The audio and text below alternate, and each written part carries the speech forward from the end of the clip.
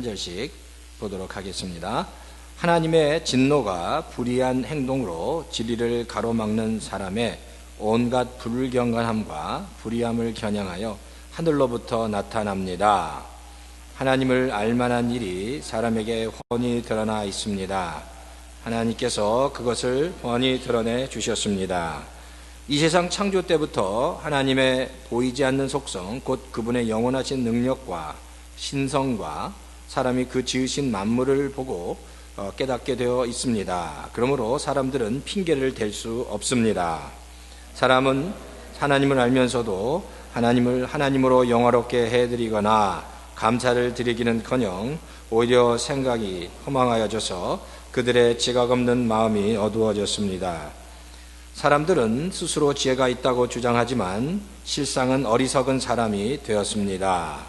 그들은 썩지 않는 하나님의 영광을 썩어 없어질 사람이나 새나 네발 짐승이나 기어다니는 동물의 형상으로 바꿔 놓았습니다.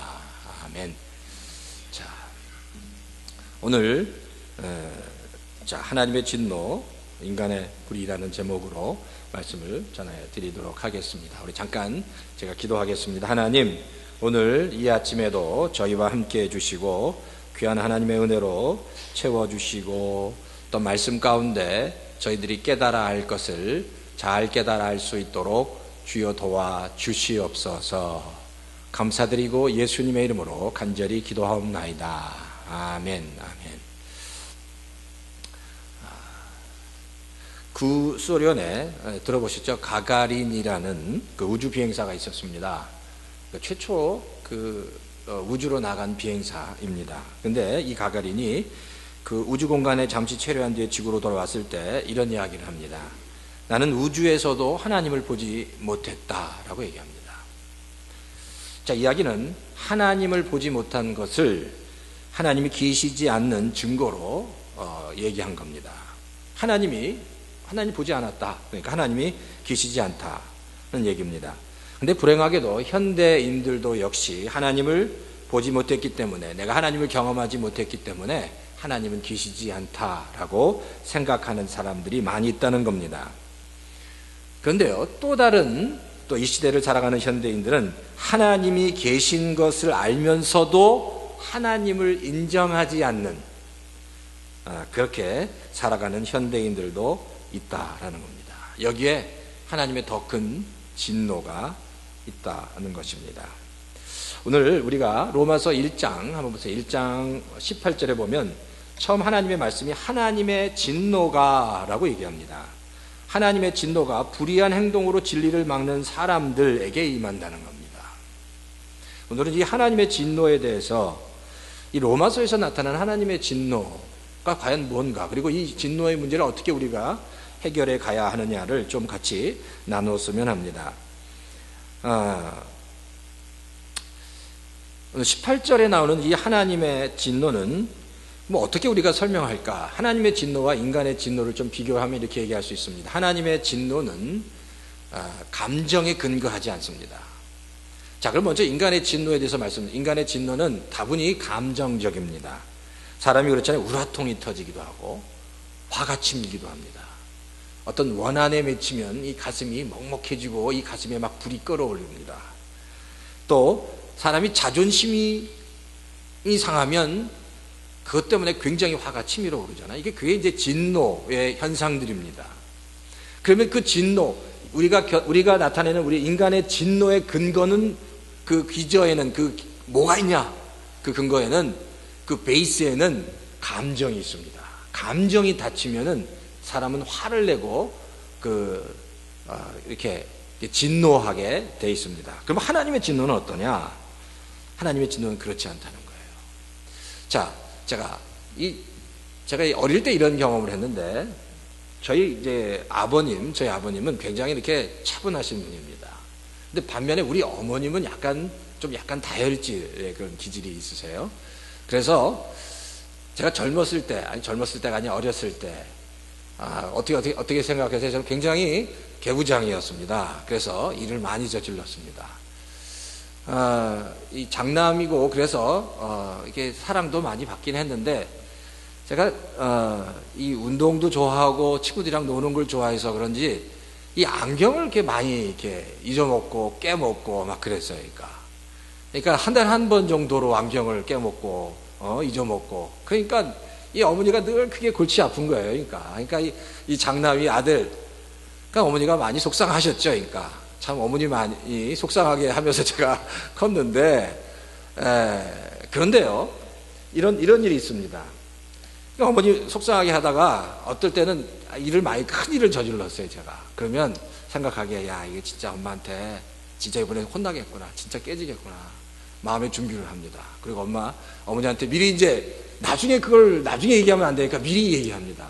미리 얘기하면 분명히 이 정도 사건이면은 엄청나게 깨지고 엄청나게 혼날 텐데 그냥 넘어갑니다.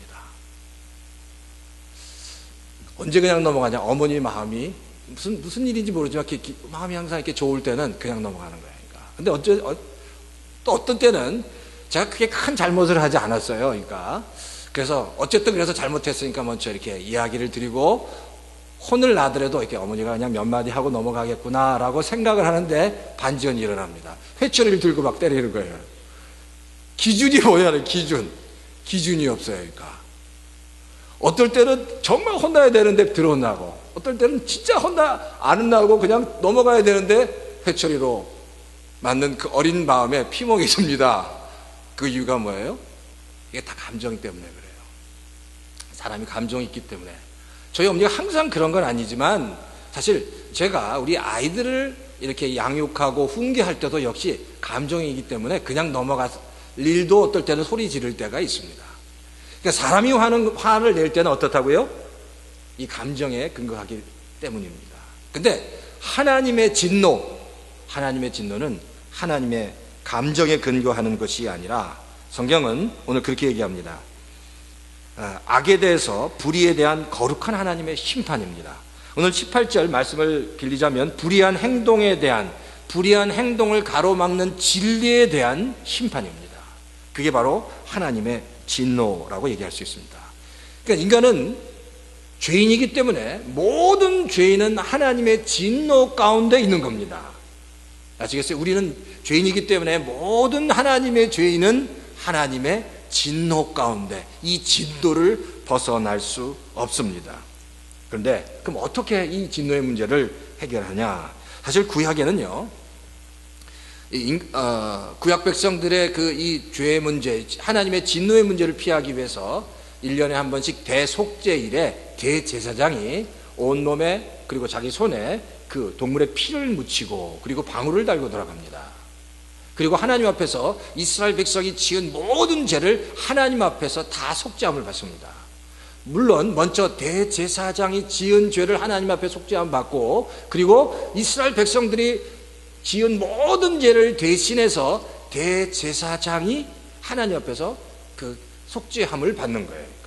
그런데 방울을 달고 들어가서 계속해서 이 대제사장은 이 하나님의 거룩함 앞에서, 혹시 하나님의 거룩함 앞에서 용서받지 못할 죄가 있다면 거기서 죽어버리는 거예요. 그러니까 내가 죽지 않았다는 것을 표시하기 위해서 방울을 달고 들어가서 수시로 딸랑딸랑 소리를 냅니다. 근데 소리가 나지 않는다. 그러면 몸에 줄을 묶고 들어가서 바깥에 있는 사람이, 그냥 보통 사람이, 그냥 대제사장도, 그냥 제사장도 지성소에 들어가면 그냥 죽어버리기 때문에 줄로 이제 줄을 끄집어내서 대제사장을 밖으로 이렇게 끄집어낼 수밖에 없는 거예요. 그러니까 대제사장이 피를 묻히고 들어가서 이스라엘 백성들의 모든 죄를 다 깨끗하게 씻어 주었다라고 성경은 얘기합니다. 바로 이 사건에 대해서 히브리 저자는 이렇게 얘기합니다. 그 구약의 대제사장이 대속죄일에 이스라엘 백성들의 죄를 속죄하기 위해서 들어가 하나님으로부터 사함 받은 것 같이 예수님께서 십자가에 한 번 죽으심으로 모든 인류의 죄를 구원하셨다라고 얘기합니다. 여기서 예수님께서 흘리신 이 보혈은 그 효력이 영원하다는 겁니다. 모든 사람들, 모든 인류에게 다 적용된다는 겁니다. 자, 그러니까 하나님의 진노를 피할 수 있는 유일한 한 가지는 예수 그리스도의 보혈이다라는 겁니다. 믿는 자에게 하나님은 이 예수 그리스도의 보혈을 허락해 주셨습니다. 그러니까 예수 그리스도의 보혈이 없이는 하나님의 진노를 피해갈 수 없습니다. 하나님과 화해할 수 없습니다. 하나님의 은혜를 입을 수가 없습니다. 그런데 예수 그리스도의 보혈의 은혜, 그 보혈을 덮고 보혈로 인해서 보혈과 함께 보혈로 깨끗함 받고 하나님께 나가는 모든 하나님의 자녀들에게는 하나님께서 주시는 참된 평화, 화평, 하나님과의 참된 화해가 있다라는 겁니다.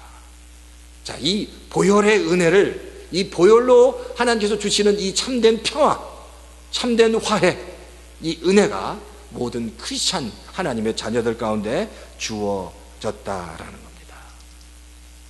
그 이야기를 사실 이 바울이 얘기하고 있고 히브리 기자가 얘기합니다.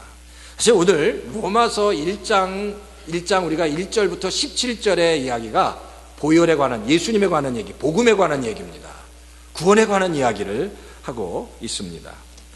자, 그러면 오늘 보면 오늘 그 로마서 1장 18절에 하나님의 진노에 대해서 이야기를 하면서, 자, 18절 제가 다시 한번 읽어드릴게요. 하나님의 진노가 불의한 행동으로 진리를 막는 사람들의 온갖 불경건함과 불의함을 겨냥하여 하늘로부터 나타난다라고 얘기합니다.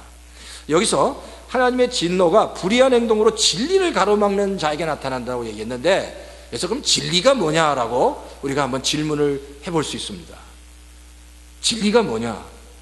지금 이 로마서에서 얘기하는, 바울이 얘기하고 있는 하나님의 진노가 불의한 행동으로 진리를 가로막고 있는 사람들에게 임한다는 겁니다. 근데 여기서 말하는 그 구체적인 진리는, 지금 로마서 1장에서 말하는 이 진리의 그 뜻은 하나님이 살아 계시다는 겁니다. 창조주로서, 구속자로서 그 하나님이 살아 계신다는 것, 바로 그것을 진리라고 얘기합니다. 그러면서 이 문제를 풀어가는 거예요. 자, 그러면 바울이 이 진리 이야기를 하면서 어떻게 좀 설명을 하고 있냐면, 자, 19절부터 한번 그 다음 한 절씩 보면 좋겠습니다. 자, 19절의 성경은 이렇게 얘기하고 있어요. 자, 하나님을 알만한 일이 사람에게 훤히 드러나 있습니다 라고 얘기합니다. 하나님께서 그것을 훤히 드러내 주셨습니다. 자, 하나님을 알만한 일이 사람에게 훤히 드러났다는 이야기는 어디에 하나님을 알만한 일이 드러났다는 얘기입니까? 이 이야기는 온 천하 만물에, 우주 만물에 하나님을 알만한 것이 다 드러나 있다는 겁니다. 자, 그 이야기가 20절에 보면 더 자세하게 나와 있는데요. 20절에 보면 세상 창조 때부터 하나님의 보이지 않는 속성과 곧 그분의 영원하신 능력과 신성은 사람이 그 지으신 만물을 보고 깨닫게 되어 있습니다. 지금 바울이 얘기하고 있어요. 세상 창조 때부터 하나님의 모든 속성과 능력과 신성조차 세상 만물에 다 드러나 있다는 겁니다. 사람들은 세상 만물, 자연을 유심히 관찰해 보면, 아, 정말 하나님이 살아 계시는구나, 하나님이 정말 우리를 사랑하시는구나, 그분이 창조주이시구나 라는 것을 어떻게 해요? 깨달을 수 있다는 겁니다. 지금 바울의 증언입니다. 자, 21절에 보면, 그런데 사람들은 하나님을 알기는 아는데 하나님을 영화롭게 하지도 않고 감사하지 않는다. 그러니까 결국 바울은 사람들은요, 세상 만물을 통해서, 이 자연을 통해서 하나님이 살아 계신다는 것을 알아요? 몰라요. 알고 있다는 겁니다. 그리고 볼 수 있다는 겁니다. 절대 아무도 하나님을 내가 알지 못합니다라고 회피할 수 없다, 핑계댈 수 없다고 얘기합니다. 아무도 천하 만물을 보면서 하나님이 없습니다 라고 핑계댈 수 없다는 거예요. 말할 수 없다는 겁니다. 자, 그러니까 오늘 이 19절, 20절, 21절을 통해서 바울은 반드시 자연 만물을 통해 하나님이 있다는 것을 우리는 볼 수 있고 그렇게 고백해야 한다는 겁니다. 자, 이 과학 잡지에 그때 실렸던 그런 기사를 잠깐 본 적이 있는데요. 그 지구의 지축이 이렇게 수그려 있지 않습니까? 지구가 이렇게 공전하고 자전하는데 23.5도가 이렇게 기울어져 있는데, 이 23.5도가 기울어진 이 기울어진 게 정말 놀라운 하나님의 섭리라고 합니다. 23.5도가 기울어져 있기 때문에 지구에 봄, 여름, 가을, 겨울이 그리고 북반구와 남반구가 돌아가면서 겨울이 되기도 하고 여름이 되기도 하는 이런 정말 드라마틱한 그런 계절의 변화가 23.5도 때문에 일어난다는 겁니다. 23.5도에서 1도만 차이가 나도 기후의 엄청난 기후 변화로 인해서 대재앙이 일어난대요. 뿐만 아니라 지구가 지금 태양과 지구 사이에 거리가 있는데 지구와 태양 사이의 거리에 조금만 더 가까워지면 지구가 불덩어리가 된답니다. 그런데 이 지구와 태양 사이의 거리에서 조금만 더 멀어지면 또 얼음덩어리가 된다. 그러니까 지구와 태양 사이의 이 거리는 너무너무 정말 이루 말할 수 없이 아주 오묘한 지구의 생명체가, 인간이라는 생명체뿐만 아니라 모든 생명체가 살아가는 데 최적합한 환경을 만드는 거리에 놓여져 있다는 겁니다.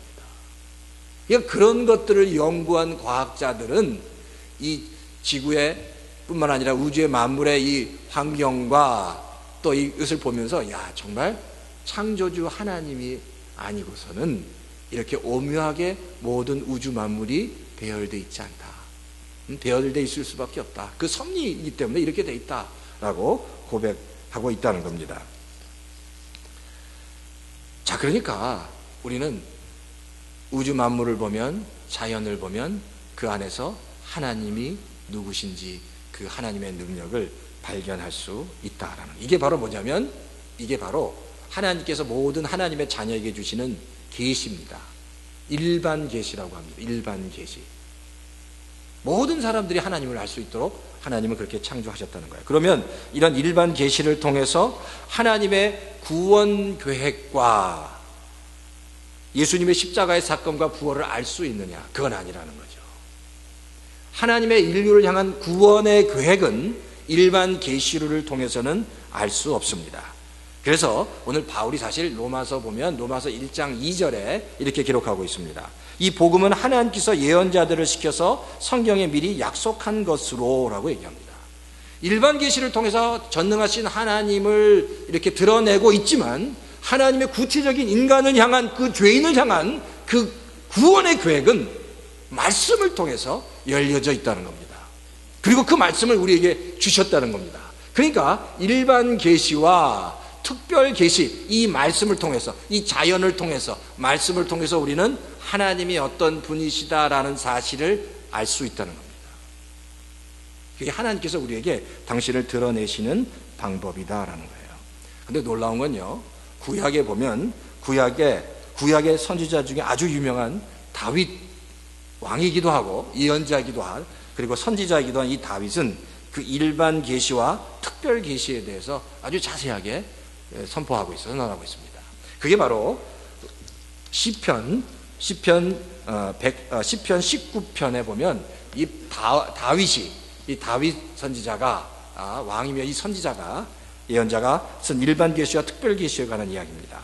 자, 시편 19편 1절부터 6절에 보면 성경이 이렇게 기록하고 있는데 제가 한번 읽어드릴게요. 한 3절까지만 읽어드리겠습니다.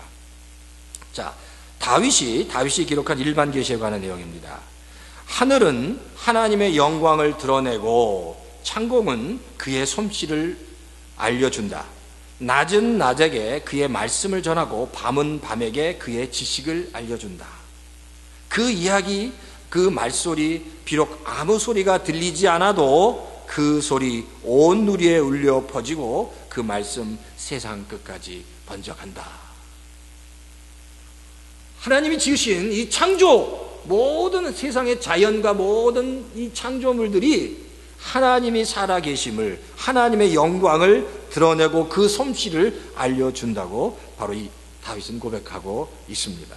그리고 낮은 낮에게 말하고, 자연은 자연대로, 밤은 밤대로, 낮은 낮대로 하나님의 말씀을 전해주고 있다라고 얘기합니다. 근데 또한 7절부터 보면 바울은 이 다윗은 이렇게 얘기합니다. 자, 이건 특별 계시에 관한 얘기예요. 주의 교훈은 완전하여서 사람에게 생기를 북돋워주고 주의 증거는 참되어서 어리석은 자를 깨우쳐준다. 주의 교훈은 정직하여서 마음에 기쁨을 안겨주고 주의 계명은 순수하여서 사람의 눈을 밝혀준다. 주의 말씀은 티가 없이 맑아서 영원토록 흔들리지 아니하고 주의 법령은 참되어서 한결같이 바르다. 이게 지금 말씀에 관한, 특별 계시에 관한, 말씀에 관한 내용입니다. 그러니까 벌써 이미 이 다윗은 이 일반 계시와 특별 계시, 이 자연히 하나님을 나타내고 있고 하나님의 말씀이 하나님의 구속 사역을 말씀하고 있다는 사실을 다윗은 알고 있었다는 거예요. 그래서 시편을 통해서 이 하나님의 계시에 대해서 바로 우리에게 설명해 주고 있습니다. 그러니까 모든 하나님의 자녀는 자연을 통해서든지 말씀을 통해서 하나님이 살아 계심을 고백할 수밖에 없다는 겁니다. 나중에 하나님 앞에 갔을 때 내가 하나님을 알지 못했습니다라고 핑계댈 수 없다라는 겁니다. 사실 그래서 로마서 1장도 마찬가지. 1장 1절부터 17절까지는 특별 계시 복음에 대해서 말씀하고 있고, 오늘 18절부터 마지막 절까지는 일반 계시에 대해서 말씀하고 있다는 겁니다. 자, 그러니까 한번 하나님이 항상 메시지를 주시는 거예요. 내가 이 온 만물을 창조하셨다라고 말씀하고 있고, 이 온 우주 만물의 주인이, 창조주가 바로 내 자신이고, 바로 온 창조주일 뿐만 아니라 모든 인생의 주인이 바로 나 자신이라고 지금 그렇게 선포하고 계신다라는 겁니다. 자, 그런데 보세요. 하나님께서 그렇게 선언하고 선포하셨는데 그렇게 계시를 받은 인간의 반응은 어땠냐는 겁니다. 계시를 받은 인간의 반응이 21절부터 23절에 나옵니다. 자, 먼저 21절부터 잠깐 살펴보면, 사람들은 하나님을 알면서도 하나님으로 영화롭게 해드리거나 감사를 드리기는커녕 오히려 생각이 허망해져서 그들의 지각 없는 마음이 어두워졌다라고 얘기합니다. 자, 그리고 22절에 보면 사람들은 스스로 지혜 있다고 주장하지만 실상은 어리석은 사람이 되었다. 23절에 보면 그들은 썩지 않는 하나님의 영광을 썩어 없어질 사람이나 새나 네발 짐승이나 기어다니는 동물의 형상으로 바꿔놓았다.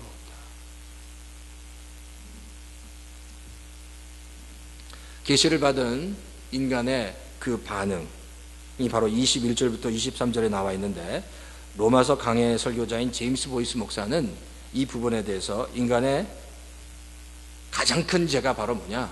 배은망덕이라고 얘기하고 있습니다. 그렇게 자기 자신을 드러내셨고, 특별 계시와 일반 계시로 자기를 드러내셨고, 자기의 사랑을 우리에게 다 드러내 주셨는데, 21절부터 23절에 보면 인간의 그 하나님에 대한 반응은 배은망덕이다라는 겁니다. 배은망덕은 무슨 뜻입니까? 사전에 이런 뜻입니다. 남에게 받은 은덕을 저버리고 배신하는 태도라는 겁니다. 이게 바로 죄인인 우리의 모습이다라는 겁니다. 배은망덕이다.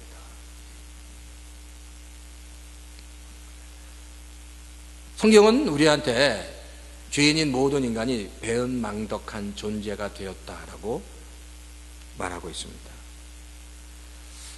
예수님이 갈릴리에서 예루살렘으로 내려오실 때 누가복음 17장에 보면 10명의 문둥병자를 만납니다.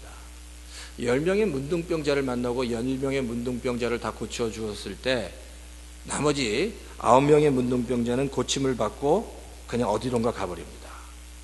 고침받고 그냥 가버리는 거예요. 근데 거기서 한 사람만이 예수님 앞에 나와서 감사했다라고 기록하고 있습니다. 근데 사실 병고침을 받고도 예수님께 감사하지 않고 자가 자신이 갈 길로 가버린 9명 안에 사실 우리 성도님과 제가 포함되어 있습니다.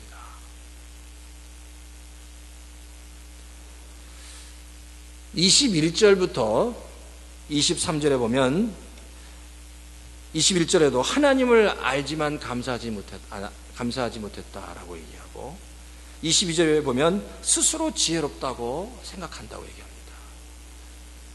하나님께서 우리에게 지금까지 부어주신 은혜를 생각하면 우리는 더 많이 감사해야 되는데 감사를 잃어버리고 산다는 겁니다. 그리고 우리 스스로 항상 나는 가장 지혜롭다고 생각하고 하나님 없이도 나는 내 일을 잘 해갈 수 있다라고, 나는 스스로 내 일을 감당할 만큼 지혜로운 자라고 생각한다는 거예요. 이게 지금 성경의 이야기입니다. 바울의 이야기입니다. 뿐만 아니라 23절에 보면 성경은 이렇게 얘기해요. 썩지 않는 하나님의 영광을 썩을 사람이나 새나 네 발 달린 짐승에 기어다니는 형상으로, 우상으로 만들었다는 겁니다. 하나님의 영광을 우상으로 만들었다는 겁니다. 이렇게 얘기하면 이렇게 말씀하시는 분이 많이 있을 거예요. 나는 절대로 우상을 섬기지 않습니다. 그렇지만 본문을 통해서 우리가 알 수 있는 가장 중요한 것, 인간이 지은 가장 큰 죄는, 하나님을 가장 모독하는 죄 중에 하나는, 하나님이 기뻐하시지 않는 가장 큰 우상 숭배는 하나님이 왕으로 있어야 할 자리에 인간인 우리가 그 자리에 앉아 있을 때입니다. 하나님이 앉으셔야 할 자리에 우리가 그 자리에 왕으로 앉아 있을 때, 그것이 하나님께서 가장 기뻐하지 않는 우상 숭배라는 겁니다. 내 인생은 내 것하고 주장하는 겁니다. 그게 하나님께서 가장 힘들어 하시는 부분입니다. 하나님을 경배해야 할 그 자리에 내가 앉아 있는 겁니다. 하나님이 영광을 받아야 되는데 그 자리에 내가 여전히 앉아 있는 겁니다. 그게 하나님께서 가장 힘들어 하시는, 하나님을 가장 모욕하는 태도라는 겁니다.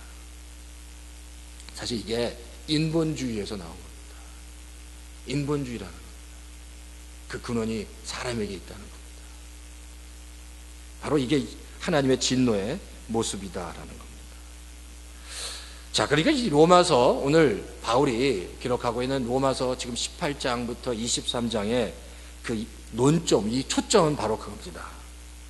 하나님의 놀라운 은혜를 받고 살아가는 우리가 과연 그 받은 은혜를 다시 하나님께 영광을 돌리고 하나님께 감사하며 살아가고 있느냐라고 다시 한번 우리를 향해 질문하고 있다라는 겁니다.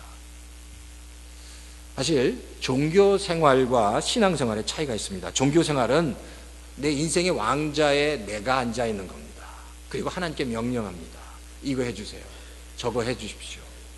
그러면서 자식 때문에 신앙생활하고, 집안이 잘 되기 위해서 신앙생활합니다. 복 받기 위해서 신앙생활합니다. 반면에 참된 신앙생활은 인생의 왕자에 내가 앉는 것이 아니라 하나님이 앉는 겁니다. 예수님이 앉는 겁니다. 그리고 하나님께 내 인생을 통치해 주십시오, 나를 주장해 주십시오. 그리고 그 겸손하게 하나님 앞에 나가는 겁니다. 그리고 하나님, 내 인생의 주인으로 주께서 역사해 달라고 하나님께 부탁하는 겁니다. 이게 바로 하나님께서 받으시는 신앙생활이다라는 겁니다.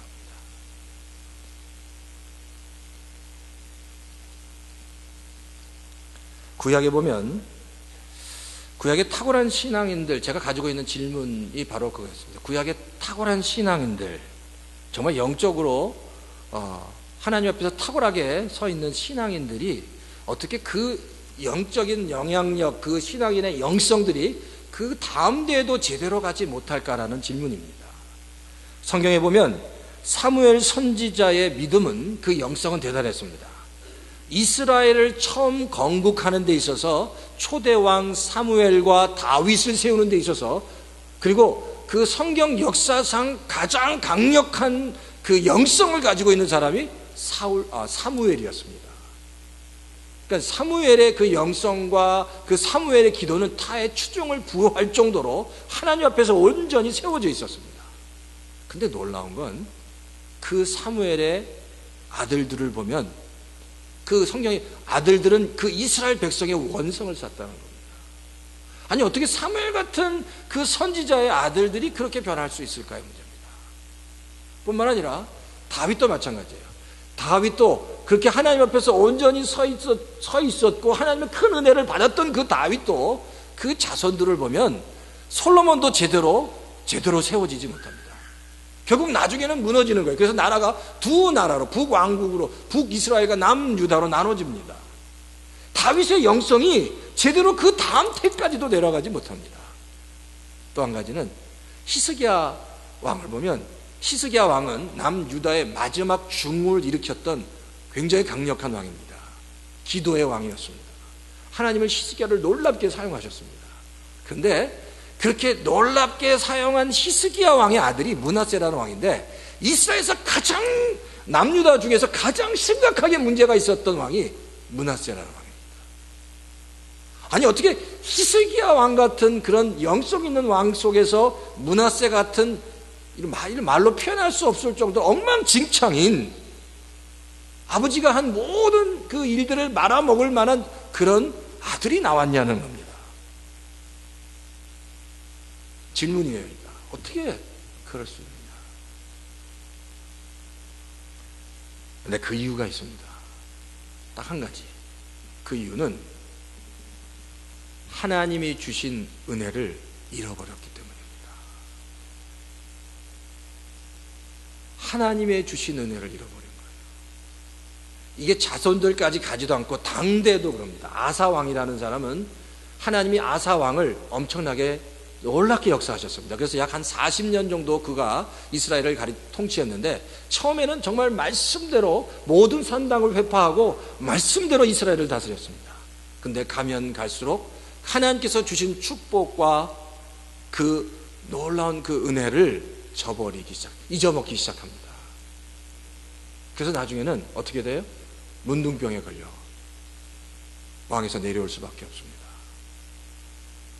하나님의 그 놀라운 영성과 은혜가 지속되지 못하는 가장 큰 이유는 망각입니다. 잊어버린다는 것. 하나님의 은혜를 잊어버리는 겁니다. 하나님께서 나에게 주신 은혜를 자꾸만 잊어버리는 겁니다. 시간이 가면 갈수록 하나님의 은혜가 하나님의 은혜의 자리에, 하나님이 왕자로 주인으로 앉아야 할 자리에 내가 앉으면서 하나님이 주신 축복을 당연하게 여기는 겁니다. 그러면서 사람들이 무너지기 시작한다는 겁니다. 그렇게 히스기야 왕 그 아들 므낫세가 무너졌고, 그렇게 사무엘 선지자의 아들들이 무너지기 시작했다라는 겁니다. 딱 한 가지입니다. 하나님이 원하시는 건, 하나님의 백성들에게 원하시는 건 딱 한 가지입니다. 기억하라는 겁니다. 잊지 말라는 겁니다. 뭘 대단한 걸 원하시는 건 아닙니다. 내가 너의 주인이라는 걸 잊지 말라는 겁니다. 내가 너에게 너가 정말 힘들었을 때 내가 너를 세워주었고, 내가 너에게 많은 복과 은혜를 주었는데 그것만 잊지 말라는 겁니다. 근데 사람들은 잊어먹는 거예요. 근데 하나님은 그것만, 너가 그렇게 힘들었을 때 나를 붙잡고 기도하고 하나님 정말 도와달라고 기도했을 때 하나님은 우리를 구해주셨고 도와주셨습니다. 그리고 그 외에도 많은 것들로 다 채워주셨습니다. 그 하나님의 은혜를 잊지 말라는 겁니다. 우리가 오늘 2013년 재직을 임명했습니다. 그런 것 같아요. 재직의 자세는 바로 청직입니다. 내가 하는 게 아닙니다. 내 힘으로 내 지혜로 하는 게 아닙니다. 내 힘으로 내 지혜로 하다 보면 금방 힘들어지고 금방 어려워집니다. 그런데 하나님의 은혜로 이 일을 감당하는 겁니다. 하나님의 은혜로 이 일을 감당하게 되면 일을 하면 할수록 지치지 않고 더 신바람이 날 수 있습니다. 내가 하려고 하면 힘든데 하나님께서 부어주시는 힘으로, 하나님께서 주신 그 은혜를 생각하면서 내가 하나님 앞에 나갈 때마다 하나님께서 나에게 정말 한량없는 은혜를 하나님은 나에게 부어주시길 원한다라는 그 믿음을 가지고 하나님 앞에 나갈 때 하나님은 넘치게 채워주신다는 겁니다. 그래서 이 다윗이 시편을 통해서 늘 고백하는 건 바로 그겁니다. 지금까지 부어주신 하나님의 그 은택을, 그 하나님의 은혜를 잊지 말라는 겁니다. 잊지 말라. 하나님의 은혜를 잊지 말고, 하나님의 은혜가, 그 살아계신 하나님이 바로 하나님의 자녀들 위해 하나님과 동행하면서 그 하나님이 나를 지켜주신다는 것을 우리가 잊지 말아야 합니다. 따라서 2013년 자연을 통해서든지 말씀을 통해서 그 살아계신 하나님이 나와 함께 하시는구나. 그 하나님이 한번 생각해 보십시오. 지금까지 내 모든 삶과 과정과 여정 가운데 정말 많은 것들을 부어주셨습니다. 하나님, 내가 그 은혜 잊지 않게 해주십시오. 그 은혜 잊지 않고 정말 하나님께 늘 감사하며 살 수 있게 해주십시오. 2013년도 하나님 감사하며 살겠습니다. 그 은혜 붙잡고 살겠습니다 라고 같이 고백하시고 정말 승리하시는 열바인 열린교회 모든 성도들 다 되시기를 주의 이름으로 축원합니다. 자, 이 시간 같이 한번 기도하면 좋겠습니다. 하나님 다시 한번 깨닫게 해주시고 한번 한 20년 정도를 한번 이 시간 한번 가만히 생각하시면 좋겠어요. 20년 전부터 내가 어떻게 살아왔는지 정말 하나님의 은혜가 아닌 하나님의 은혜로 살았습니다. 내가 잃어버렸던 하나님의 은혜 이 시간 회복하기 원합니다. 생각하기 원합니다. 그렇습니다. 내가 내 인생의 주인이 내가 아닙니다. 내 인생의 주인이 하나님이신 것을 고백합니다. 하나님이 부어주셔서 하나님이 붙잡아 주셔서 하나님이 동행하셔서 내가 이 자리에 왔습니다. 내 자녀들이 이 자리에 왔습니다. 하나님 역사해 주십시오. 나를 붙잡아 주십시오. 역사해 주십시오.